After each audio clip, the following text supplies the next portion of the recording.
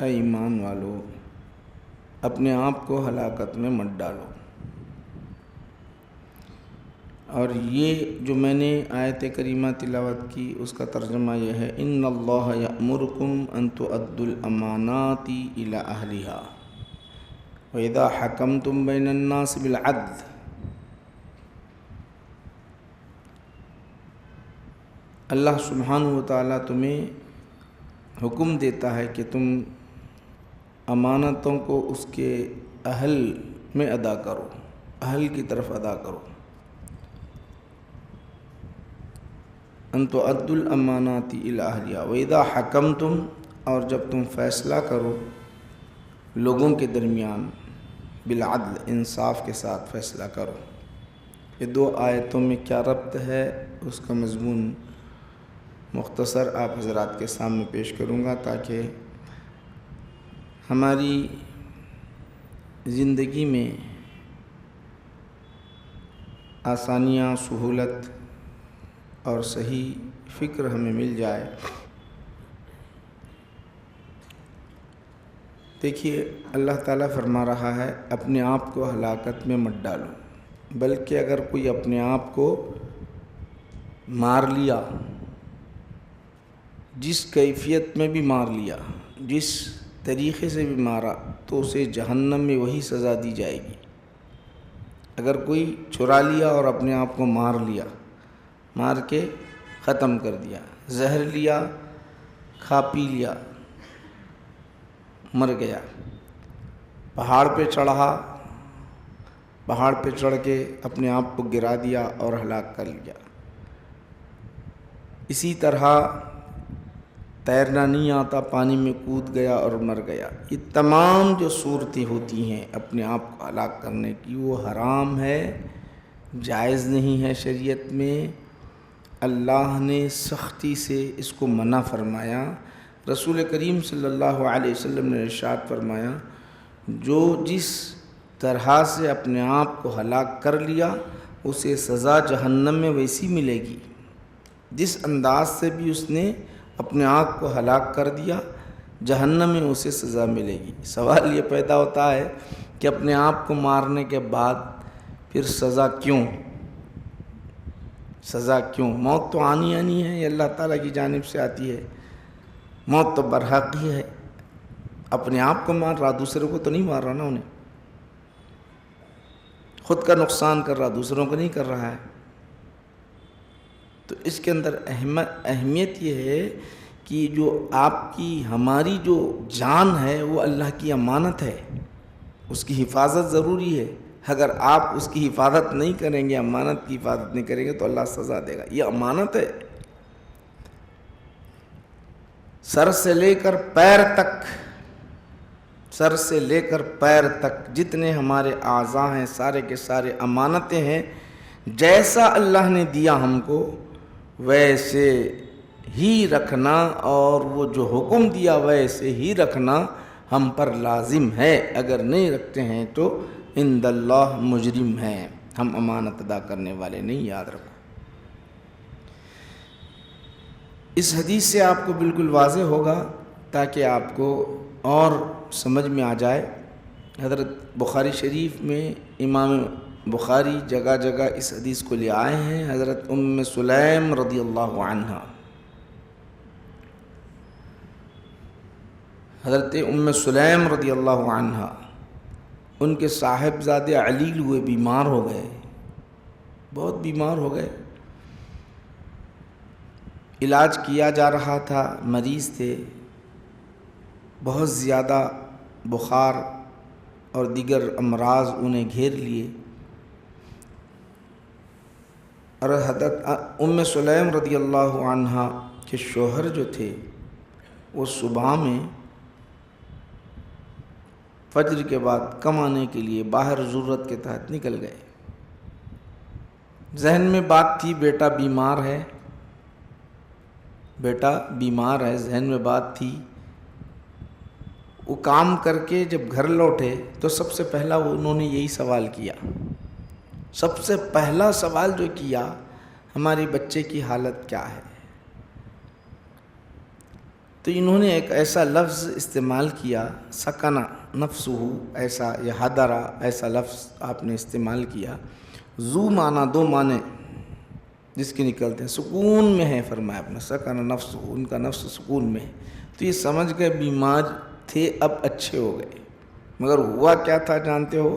ہوا یہ تھا کہ وہ بچہ انتقال کر گیا، بچہ انتقال کر گیا۔ گھر میں شوہر جیسے ہی داخل ہوتے، ام سلیم رضی اللہ تعالیٰ عنہ کہتی ہیں وہ سکون میں ہے، تو یہ آئے، ہاتھ دھو لیے، کھانا کھا لیے، کھانا کھانے کے بعد لیٹ گئے، لیٹنے کے بعد جو ہے پھر میاں بیوی آرام کیے، رات کا کچھ حصہ گزرا، تہجد کا وقت آیا، تو اس وقت انہوں نے یہ جملہ کہا، اب کہا، اس سے پہلے ان کو نہیں معلوم بیٹا انتقال کر گیا۔ اگر بیٹا انتقال کر گیا معلوم ہوتا تو نہ کھانا کھاتے، نہ آرام کرتے، نہ بیوی کے ساتھ لیٹتے، یہ ہوتا ہی نہیں۔ تو اب وہاں پر حضرت ام سلیم رضی اللہ تعالیٰ عنہ، ایک روایت میں آتا ہے کہ وہ عرض کرتی ہیں، کہتی ہیں اپنے شوہر سے، یہ کہتی ہیں کہ آپ یہ بتاؤ، اگر آپ کے پاس کوئی امانت رکھے، اگر آپ کے پاس کوئی امانت رکھے اور وہ امانت رکھنے کے بعد کبھی بھی وقت، کسی بھی وقت آ جائے مانگنے کے لیے، تو دیں گے نہیں دیں گے؟ ہاں دے دیں گے، ہاں دیں گے، جب بھی آئیں گے دے دیں گے، امانت ہے اس کی، امانت ہے اس کو دے دیں گے۔ اب یہ مقدمہ انہوں نے بانا، اللہ ان کی سیرت پر قربان جائیں، ان کے صبر پر قربان جائے۔ ماں ہوتی ہے، ماں سب میں زیادہ اپنے بچے کو چاہنے والی ہوتی ہے، ان کی سیرت، ان کے اخلاق، ان کے صبر پر قربان جائے۔ غور کرو آپ، یہ ظاہر نہیں تھا، حقیقت میں باطن چیز ہے، آپ کو بتانا چاہتا ہوں، دل سے ہے، یہ خواہشات نفس نہیں ہے۔ خواہشات نفس ہوتا تو اللہ کے رسول صلی اللہ علیہ وسلم انہیں صبح خوشخبری نہیں سناتے۔ میں اگلا جملہ آپ کو بتا رہا ہوں، ہمارے ذہن میں بات آئیں گی، خواہشات نفس کے لیے سو گئے ہوں یا نیند کے لیے نیند آ گئی، سو گئے ہوں، یہ نہیں تھا ان کا مقصود، بلکہ شوہر کی خدمت و اطاعت گزاری تھی، اطاعت گزاری تھی۔ تو اب مقدمہ باندھ کر کہا کہ اگر کوئی امانت آپ کے پاس رکھ دے اور مانگنے کے لیے آئے تو دیں گے، جب چاہے مانگنے کے لیے آئے دے دوں گا۔ تو اب اس وقت کہتی ہے اللہ نے ہمارے پاس ایک بچہ امانت کے طور پر دیا تھا، وہ لے لیا ہے۔ اب بول رہی ہیں، فوراً اٹھ کر کھڑے ہو گئے، پہلے کیوں نہیں بتایا؟ پہلے اس نے نہیں بتایا کہ اگر بتا دیتا تو تم کھانا کہاں کھاتے، چین کی نیند کہاں سوتے، سکون کی نیند کہاں سوتے، بے چینی ہوتی۔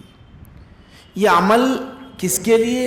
رضا الہی کے لیے انہوں نے کیا، تو یہاں تک محدود نہیں ہوا، یہ عمل کو اللہ نے ظاہر کر دیا۔ کس طرح؟ رسول اللہ صلی اللہ علیہ وسلم پر ظاہر کر دیا۔ تو حضور کی دربار میں جب گئے، جانے کے بعد فوراً حضور نبی کریم صلی اللہ علیہ وسلم نے خوشخبری سنائی، مبارک ہو تمہیں، مبارک ہو، تم نے ایسا عمل کیا جہاں ایک امانت کا تم نے حق ادا کیا، جہاں تم ایک امانت کا حق ادا کیا، پھر اللہ نے تمہارے لیے دوسری امانت اسی شب دے دی، دوسرا بیٹا تمہارے بیوی کے پیٹ میں اللہ تعالیٰ نے رکھ دیا۔ غور کرو آپ، تو یہ امانت، تو یہ ہماری جان امانت ہے، ہماری اولاد ہمارے پاس امانت ہے، سر سے لے کر پیر تک، میں سمجھانے کے لیے حدیث سنایا ہوں آپ کو، یہ ساری امانت ہے۔ اس کا اگر ہم حق ادا نہیں کرتے، اپنے آپ کو ہلاک کر رہے ہیں تو جہنم میں چلے جا رہے ہیں، اپنے آپ کو ہلاک کرتے ہیں تو جہنم میں جا رہے ہیں۔ اجازت نہیں ہے، اللہ کی امانت ہے، اور امانت کو جیسے وہ کہے ویسا رکھنے کا نام امانت کا حق ادا کرنا، ورنہ تو نہیں۔ آنکھ ایک ہماری امانت ہے، ہمارا دماغ ایک امانت ہے، کان ہمارے پاس اللہ کی امانت ہے، زبان ہمارے پاس اللہ کی امانت ہے، پیٹ ہمارے پاس اللہ کی امانت ہے، قدم ہمارے پاس اللہ کی امانت ہے۔ تو یہ امانت ہمارا جو دماغ ہے، عقل جو ہے، اللہ نے جو عقل عطا کی ہے، عقل کا صحیح استعمال ہی ہمارے لیے، صحیح استعمال ہی امانت کا ادا کرنا ہے۔ عقل کو غلط طریقے سے استعمال کریں گے، سوچ کو غلط طریقے سے استعمال کریں گے، فکر غلط بنائیں گے، تو یہ امانت کا حق ادا کرنا نہیں ہوا۔ آنکھ اللہ نے امانت دیتے ہی کہا اے رسول تم فرما دو، آپ خود فرماؤ، آنکھ کا بھی زنا ہے، آنکھ کو اگر غلط استعمال کرو گے، غلط استعمال کرو گے تو یہ تمہارے لیے گناہ ہے، آنکھ کا زنا ہے۔ اسی طرح کان بھی تمہارے پاس امانت ہے، کان سے وہی باتیں سننا تمہارے لیے جائز ہے، گانا اور دیگر ناجائز امور، ناجائز باتیں نہیں سننا۔ زبان تمہارے پاس امانت ہے، اس کا صحیح استعمال کرنا۔ اسی لیے اللہ کے رسول صلی اللہ علیہ وسلم نے ارشاد فرمایا کہ زبان بہت بڑی چیز ہے، بلکہ مرکز یہ سمجھ رہے ہیں کہ دل اور زبان ایک ایسی ہے کہ جنت اور جہنم کا فیصلہ کرنے والی ہے۔ زبان سے آپ کے پاس، زبان سے غلط باتیں نکل جائیں۔ شرک کیا ہے؟ زبان سے ہے۔ ایمان کیا ہے؟ زبان سے ہے۔ آدمی زبان سے ظاہر کرتا ہے شرک کا، اللہ کی تعریف کس سے بیان کرتا ہے؟ زبان سے۔ گناہ کس سے کرتا ہے؟ زبان سے۔ تو اسی لیے اللہ کے رسول صلی اللہ علیہ وسلم نے ارشاد فرمایا جس نے زبان اور شرمگاہ کی حفاظت اور اس کے صحیح استعمال کی گارنٹی دے دی، میں اسے جنت کی گارنٹی دے دیتا ہوں فرمایا۔ تو یہ امانت ہے، امانت کا حق ہم کو ادا کرنا ہے۔ امانت یہیں تک محدود نہیں، یاد رکھو، امانت بڑی اہم چیز ہے۔ ان اللہ یامرکم ان تؤدوا الامانات الی اہلھا، بے شک اللہ تعالیٰ تمہیں حکم دیتا ہے کہ اس بات کا امانت اس کے اہل تک پہنچانے کا۔ ایک امانت وہ ہے اپنے ذات کے اندر جتنے اعضاء ہیں اس کا صحیح استعمال کرنا، یہ امانت کا حق ادا کرنا۔ ایک یہ اللہ حقوق اللہ سے تعلق ہے۔ ایک ہوتا ہے امانت کا وہ جو دوسروں سے تعلق ہوتا ہے، دوسروں سے تعلق ہوتا ہے، دوسروں کے ساتھ تعلق ہوتا ہے۔ میں نے جو آیت کریمہ جو تلاوت کی ہے وہ بڑی جامع، بلکہ علامہ قرطبی رحمۃ اللہ علیہ فرماتے ہیں کہ سارے مسائل اس کے اندر ہیں، سارے مسائل اس کے اندر ہیں، سارے کے سارے مسائل اس کے اندر ہیں۔ شریعت کے احکام جو ہے اس کے اندر موجود ہیں، غور کرو، نکالتے چلے جاؤ، اس کے اندر سے مسائل کو نکالتے چلے جاؤ۔ ایک تو امانت کا یہ تعلق، ایک دوسروں کے پاس امانت رکھنے کا معاملہ ہے۔ دوسروں کے پاس ہم کسی کو امین سمجھتے ہیں، ہم کسی کو امین سمجھتے ہیں تو اپنے مال کا کچھ حصہ ہے یا اور کوئی اور چیز ہے رکھ دیتے ہیں، یہ باامن یعنی اماندار ہے یہ سمجھتے ہیں اور رکھ دیتے ہیں۔ اگر امانت میں خیانت کرتا ہے تو سن لو اس کے بارے میں اللہ کے رسول نے ارشاد فرمایا لا ایمان لہو، لا ایمان لمن لا امانت لہ، اس کے پاس ایمان ہی نہیں جس کے پاس امانت داری نہیں۔ امانت داری جس کے پاس نہ ہو وہ ایمان ہی نہیں ہے۔ نبی کریم صلی اللہ علیہ وسلم نے سختی سے منع فرمایا، بلکہ ایک موقع پر بخاری شریف میں آپ نے ارشاد فرمایا منافق کی 3 علامتیں ہیں، ایک مقام پر فرمایا منافق کی 4 علامتیں ہیں، اس میں سے ایک آپ نے ارشاد فرمایا اذا حدث کذبا وَإِذَا اؤْتُمِنَ خَانَ، جب اس کے پاس امانت رکھی جائے تو خیانت کرے، وہ منافق ہے۔ منافق کی علامت ہے یہ امانت میں خیانت کرنا۔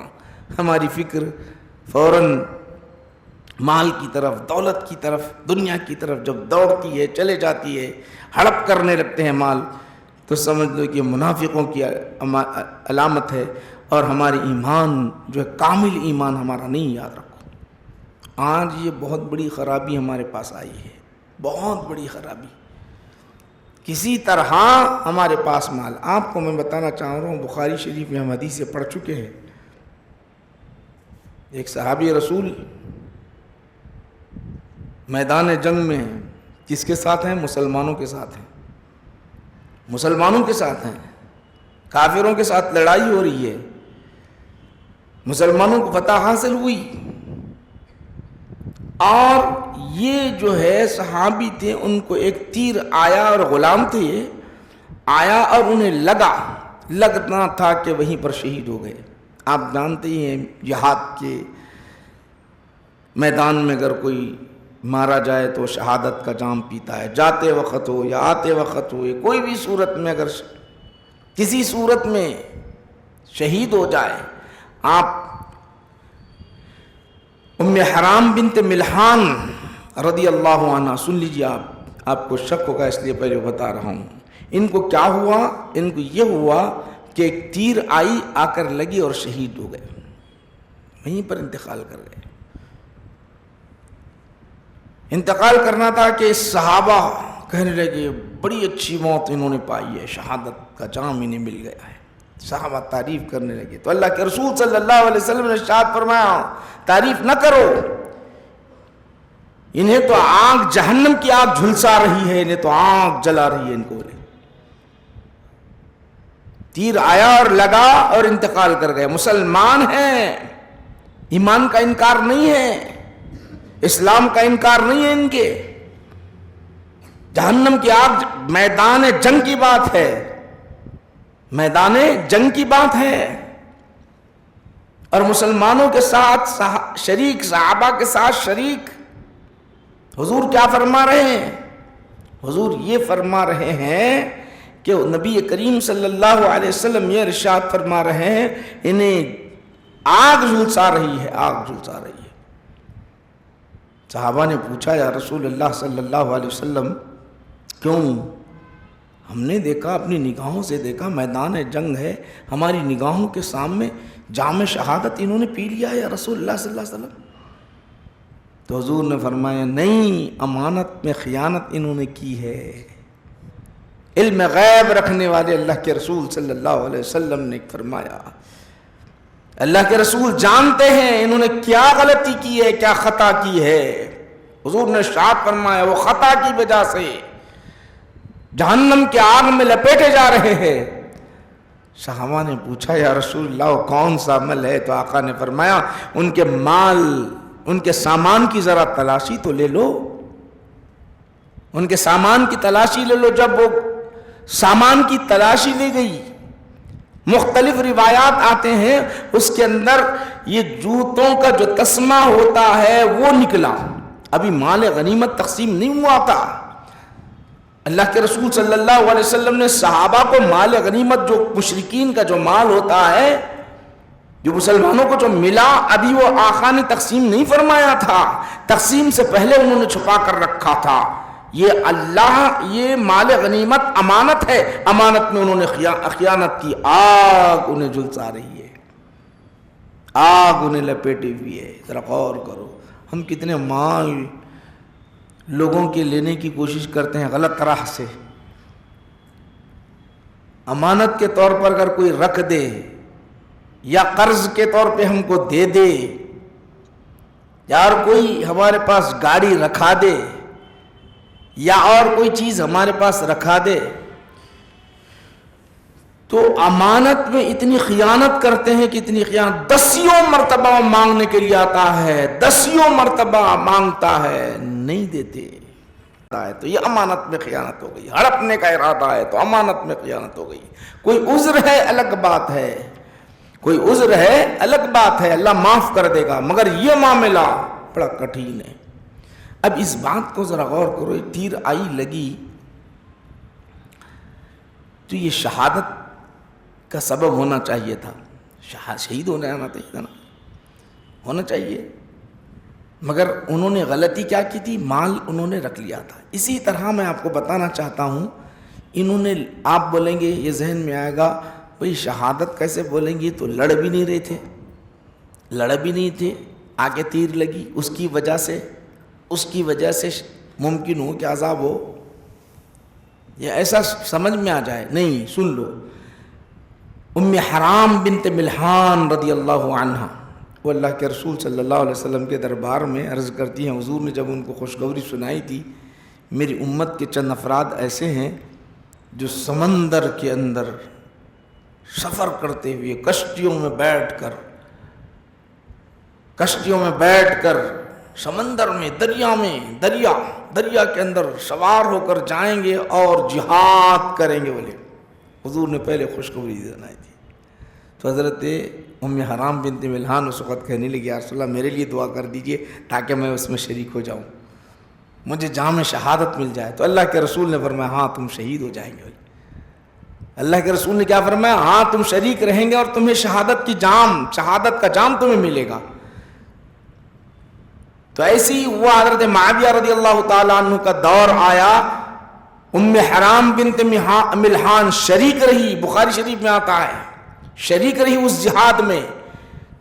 شریک رہنے کے بعد جب جہاد سے واپس آ رہے تھے, اونٹنی پر سوار تھی, جہاد سے واپس آ رہے تھے اونٹنی پر سوار تھی, اونٹنی نے گرا دیا اور گرانا تھا کہ سر کے بل جو گرنا تھا کہ وہیں پر شہید ہو گئی. اب بتاؤ کیا لڑ رہی تھی ام حرام بنت ملحان؟ کسی کافر سے لڑ رہی تھی؟ جہاد میں شریک رہی صرف, تو شہادت کا جام انہوں نے پی لیا اور شہید کا درجہ ملا. مگر یہاں کی جو موت ہے حقیقت میں اگر یہ عمل نہ ہوتا تو بہت بلند و بالا مقام پہ رہتے. اگر یہ امانت میں خیانت کا عمل نہ ہوتا تو شہادت کا جام پیتے, جنت کے اعلیٰ مقام میں ہوتے تھے. مگر تھوڑی سی خطا, تھوڑی سی غلطی, جو خطا ہے اللہ کے پاس جو خطا ہے وہ خطا کر بیٹھے تو اللہ سبحانہ و تعالیٰ انہیں کیا کر رہا ہے جانتے ہو؟ جہنم کے لپیٹ میں لیا ہوا ہے. آج ہم کتنی امانتوں میں خیانتیں کرتے ہیں, غور کرو. یا میں آپ کو بتانا چاہ رہا ہوں آج ہمارا حال بڑا ہی خراب ہوتا جا رہا ہے مسلمانوں کا. دیکھ رہے ہیں ہم آج حیدرآباد میں مرڈر ہو رہے ہیں, ایک مسلمان دوسرے مسلمان کو مار رہا ہے. کیوں مار رہا ہے؟ سبب کیا ہے؟ اسباب کیا ہے؟ کیا دین کے خاطر؟ کیا مذہب کے خاطر؟ دین کے خاطر, مذہب کے خاطر نہیں. مکانوں کی لڑائی, پراپرٹی کی لڑائی, امانتوں کی لڑائی, مال کی لڑائی, جائیداد کی لڑائی. ہر شخص یہ چاہتا ہے کہ میں ہڑپ لوں دوسرے کا مال, دوسرے کا حق میں لے لوں. اسی لیے آئے دن ہمارے پاس حیدرآباد میں, دیگر شہروں میں جو مرڈر ہو رہے ہیں, قتل غارت گیری جو ہو رہی ہے, خوف کا جو ماحول ہے مسلمانوں کے اندر, یہ سبق بھول چکے ہیں مسلمان. بعض مسلمان جو جاہل قسم کے ہیں, دین سے دور ہے, یہ سبق بھول چکے ہیں. انہیں کوئی فکر ہی نہیں ہے کہ میں کیا کروں, میں کس طرز سے زندگی گزار رہا ہوں. یہ ہمارا حال ہے. تو یاد رکھو, میں آپ کو اور ایک بات بتا کر اپنی بات کو ختم کرتا ہوں تاکہ آپ کے ذہن میں اچھی طرح بیٹھ جائے مضمون. آج ہم جو ہے دوسروں کا جو مال ہڑپ لیتے ہیں اور خوش ہو جاتے ہیں, اور ایسا خوش ہو جاتے ہیں بس یہ تو زمین میں ہڑپ لیا ہوں بس کافی ہے, ماشاءاللہ میرے لیے تو بہت اچھا. رسول کریم صلی اللہ علیہ وسلم نے ارشاد فرمایا, ایک گز زمین بھی اگر کوئی ہڑپ لے گا, ایک بالشت برابر بھی اگر ہڑپ لے گا, ظلماً اگر کسی مسلمان سے ہڑپ لے گا, محشر میں اسے وہ سزا دی جائے گی 7 زمین اس کے گلے میں ڈال دیے جائیں گے. اب اٹھا جتنا چاہے, اٹھانا چاہتا ہے, بوجھ اتنا بڑا بوجھ ہوگا کہ اٹھا نہیں سکے گا وہ. تو 7 زمین کیسے رکھی جائے گی, اس کا جسم بھی اتنا بڑا بنا دیا جائے گا, آنکھ پہاڑ کے برابر بنا دی جائے گی سزا دینے کے لیے, آنکھ کے ہر عضو کو سزا دینے کے لیے, ہر جگہ کو سزا دینے کے لیے, ہر ایک کونے گوشے میں سزا دینے کے لیے آنکھ کو اتنا بنا دیا جائے گا. اسی طرح اس کے لیے 7 زمین رکھ دیے جائیں گے. ہڑپا تھا نا دوسروں کا مال, اب اٹھا. مال کا بڑا شوقین تھا نا, دولت کمانا چاہتا تھا نا, اب لے لے, اٹھا تو صحیح. نہیں اٹھا پائے گا. آپ جانتے حال میں ہمارے پاس سرے راہ سرے بازار ایک مسلمان نوجوان کا قتل کر دیا جاتا ہے. بڑی بے دردی کے ساتھ قتل کیا جاتا ہے. دیکھنے کے بعد انسان پر رونگٹے کھڑے ہو جاتے ہیں. کہاں ہے اسلام؟ کہاں ہے مذہب؟ کہاں ہے دین؟ صحابہ اپنے صحابی کے خاطر، اپنے مومن بھائی کے خاطر اپنی جان خود لٹانے کے لیے تیار ہوتے ہیں، ان کی حفاظت میں، ان کے عزت کے خاطر، ان کی حفاظت کے خاطر. مگر آج اس کا الٹا اور اپوزٹ بن چکا ہے ہمارا معاملہ. اب آؤ امانت کے بارے میں آخری بات آپ کو سنا کے بات کو ختم کرتا ہوں. ہجرت کا واقعہ ہم بڑے دلچسپی سے، شوق سے کئی مرتبہ ہم سن چکے ہیں. ہجرت کے واقعے کئی، رسول کریم صلی اللہ علیہ وسلم جب ہجرت فرما رہے تھے، آقا نبی کریم صلی اللہ علیہ وسلم ہجرت فرما رہے تھے، یہ بھی جانتے ہیں کہ ہجرت کا حکم اللہ نے دیا.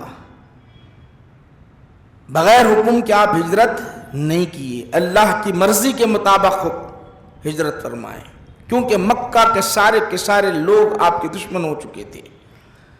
جس وقت آپ نکل رہے تھے، جس وقت آپ جا رہے تھے وہاں سے، اس وقت آپ جانتے ہیں کیا ماحول تھا. جس وقت وہاں سے آپ نکل رہے تھے، ماحول یہ تھا کہ آپ کے دولت خانے کے ارد گرد، آپ کے مکان کے ارد گرد ننگی تلواروں کو لے کر کھڑے ہوئے تھے سارے کے سارے مشرک.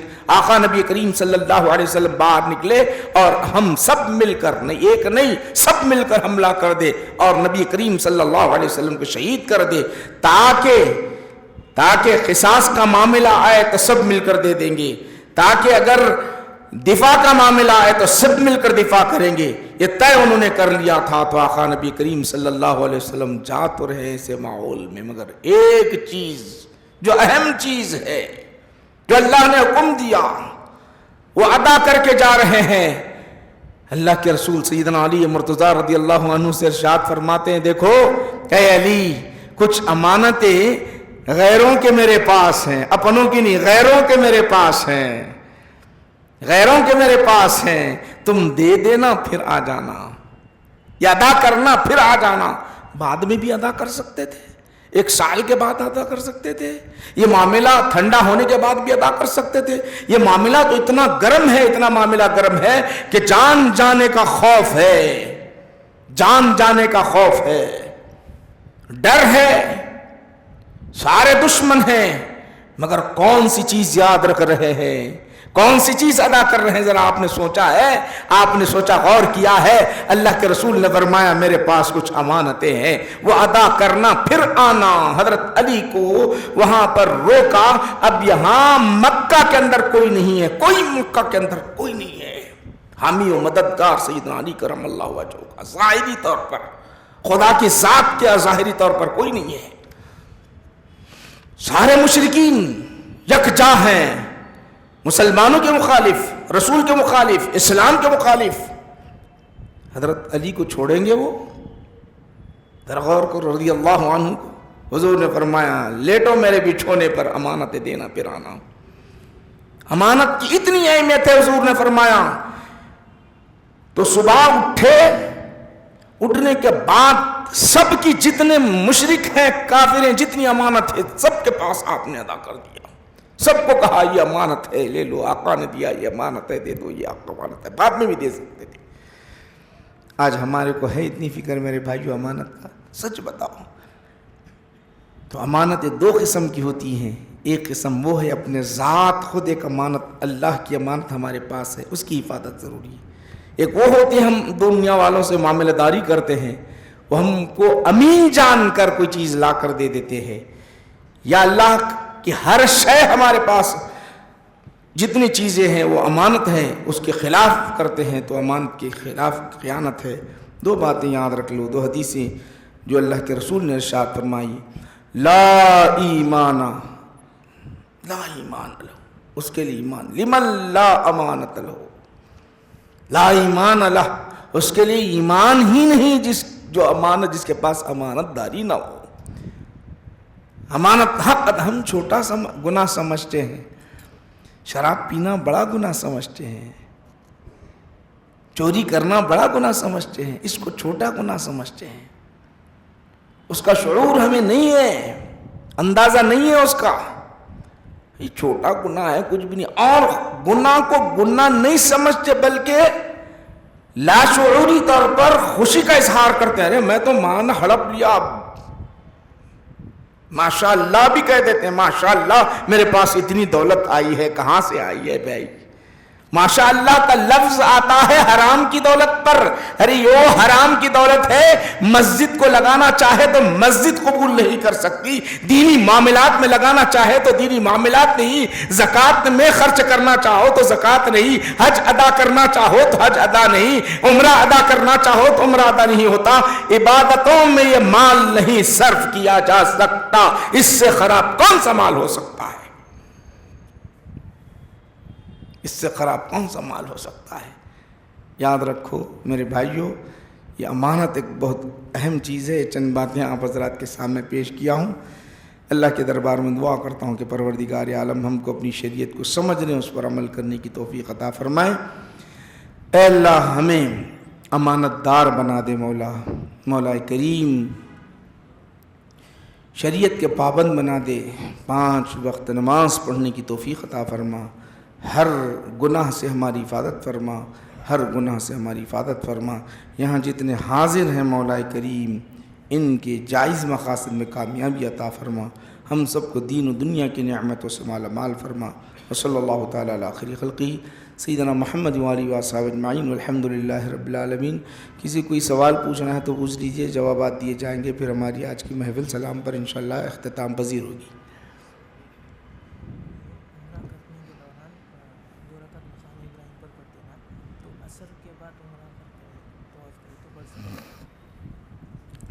ان کا سوال یہ ہے کہ عمرہ کے لیے یا حج کے لیے آپ تشریف لے جائیں تو اس وقت خانہ کعبہ کا طواف 7 چکر کرتے، پہلے 7 چکر کے بعد 2 رکعت مقام ابراہیم کے پاس واجب الطواف نماز ادا کرتے، واجب الطواف۔ وہ ٹائم کب آیا؟ عصر تک، آپ کا عصر کے بعد تک کا آپ کا عمرہ ختم ہو گیا، نماز ختم، عصر کی نماز آپ پڑھ چکے ہیں، نماز کا وقت ختم ہو چکا ہے عصر کا، یعنی ختم نہیں، عصر کے نماز آپ پڑھ چکے ہیں۔ تو ان کا سوال یہ ہے کہ اس کے بعد عصر کی نماز پڑھ چکے ہیں، اب اس کے بعد 2 رکعت آپ نماز پڑھ سکتے نہیں پڑھ سکتے، یہ بولنا چاہ رہے ہیں۔ کیوں پوچھنا چاہ رہے ہیں؟ اس میں بہت سارے میرے بھائی نہیں معلوم ہے مسائل، اس لیے ان کے ذکر کر رہا ہوں۔ اللہ کے رسول صلی اللہ علیہ وسلم نے ارشاد فرمایا، لا صلاۃ بعد الفجر، لا صلاۃ بعد العصر، عصر کے بعد کوئی نماز نہیں ہے، نماز پڑھنے کے بعد، فجر کی نماز پڑھنے کے بعد کوئی نماز پڑھنی نہیں ہے، یہ حدیث ہے۔ تو پڑھنا نہیں پڑھنا بولنا چاہ رہے ہو، طواف خانہ کعبہ کا طواف تو کرے، واجب الطواف ہے، پڑھنا نہیں پڑھنا، یہ سوال ان کا ہے۔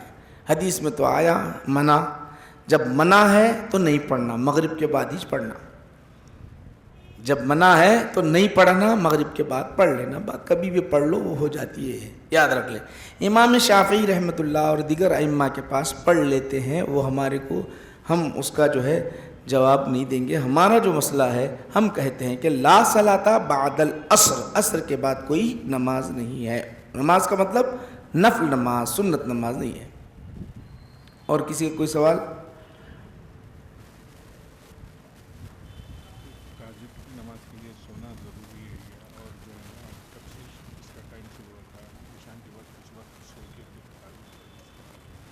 آپ کا سوال جو ہے تہجد کے متعلق ہے، تہجد کے متعلق یاد رکھ لو، تہجد کی جو ہے 4 رکعت، 8 رکعت، 12 رکعت، نبی کریم صلی اللہ علیہ وسلم 4 رکعت بھی پڑھے ہیں، 8 رکعت بھی پڑھے ہیں، 12 رکعت، آخر 12 رکعت۔ اس کا صحیح وقت کیا ہے؟ صحیح وقت یہ ہے کہ آپ عشاء کے بعد آرام کر لیں تھوڑی دیر، جب بھی اٹھیں گے، جب موقع ملے گا، پہلا پہر ہو رات کا یا دوسرا ہو یا تیسرا ہو، آخر وقت پڑھنا اور زیادہ افضل ہے، یعنی فجر سے کچھ پہلے پڑھنا افضل ہے۔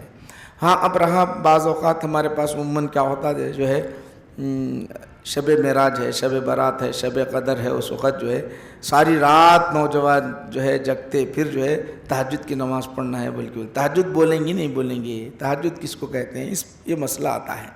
تو یاد رکھ لو کہ ان کو پڑھنے دے دینا، پڑھو بولنا، نفل نماز ہوتی ہے، نفل نماز ہوتی ہے، ثواب تو ملے گا، مگر وہ ثواب جو رات میں سو کر اٹھنے کے بعد جو ادا کیا جاتا وہ ثواب نہیں ملے گا، یہ بات یاد رکھ لیں۔ اور کسی کا ایسا ایڈوانس سامان جو لیتے ہیں، اگر کسی مسئلے سے کینسل ہو گیا کام تو ایڈوانس سامان ریٹرن کر دینا ہے یا رکھ لے سکتے ہیں؟ سوال ہے۔ اور ایک چیز جو ہے سو کسی کا آدھا دماغی توازن خراب ہے، انہوں خودکشی کر لی تو خودکشی میں آتا ہے یا جی ابھی ان کا سوال یہ ہے کہ جو ہے بعض مجنون قسم کے ہوتے ہیں نا، مجنون خود یعنی اچانک ان پر جنون طاری ہو جاتا، ہمیشہ نہیں ہوتا، ہمیشہ اچھا رہتا، جنون طاری ہوتا، وہ جنون کی کیفیت میں، وہ جنون کی کیفیت میں کوئی سمجھ میں نہیں آتا ان کو، جا کے خودکشی کر لیے، اوپر سے گر گئے، تو اب یہ جنون میں معاف ہے ان کو، تو جہنم کی مستحق نہیں بنیں گے۔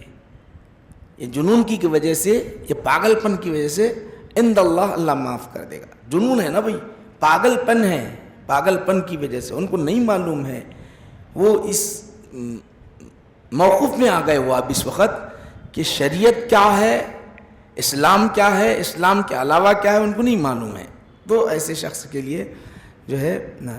اور آپ کا ایک اور سوال یہ ہے کہ اگر کوئی شخص پراپرٹی خریدنا چاہتا ہے تو ایڈوانس دے دیتا، اس کے کچھ معاہدات ہوتے ہیں، اتنا دیے تو ایڈوانس دینے کے بعد وہ پراپرٹی ڈیل نہیں ہوئی تو واپس کرنا نہیں کرنا، تو اس کی امانت ہے، اس کو واپس کرنا پڑے گا۔ شرائط رکھتے ہیں، وہ شرائط رکھنا ایک اپنی جگہ ہے، مگر مال تو اسی کا ہے، اس کو واپس کرنا پڑے گا، پھر وہ بعد میں طے کر لے جو کرنا ہے، بہرحال اس کی امانت ہے، وہ امانت کے طور پہ۔ ہاں یہ جو شرائط لکھتے، کیونکہ پھر انہیں ستانے کے طور پہ بھی بعض ایسے بھی ہوتے ہیں، ستانے کے طور پہ آپ کی پراپرٹی روکنے کے واسطے کرتا ہوں، لکھا لے رہے ہیں تو الگ بات ہے، کیا کرتا، خالی 1,00,000 روپے دے دیتا، اٹکا کے رکھ دیتا، تو ایسے شخصوں کو کیا کریں گے؟ لکھا لے رہے ہیں تو لکھا لے سکتے، ایسے خالی لکھا، مگر یاد رکھو کہ واپس کر دینا، جب معاملہ ختم ہو گیا لکھا لینا اس کو، تاکہ خوف ہو تیرا مال ڈوب جائے گا، بولے تیرا مال ختم ہو جائے گا، لکھا لے سکتے، کیوں ایسا اگر لکھائیں گے تو انہیں جلدی جو ہے یا تو یہ تو ادھر تو جائے گا، ادھر تو جائے گا، پھر آخر میں معاملہ ادھر ادھر طے ہوا، ختم ہو گیا تو لے لے بھائی تیرے پیسے۔ مسلمان کا یہ طریقہ ہے۔ اللہ کے دربار میں دعا ہے کہ پروردگارہ ہم کو اپنی شریعت کو سمجھنے، اس پر عمل کرنے کی توفیق عطا فرمائے۔ صلی اللہ تعالیٰ علیہ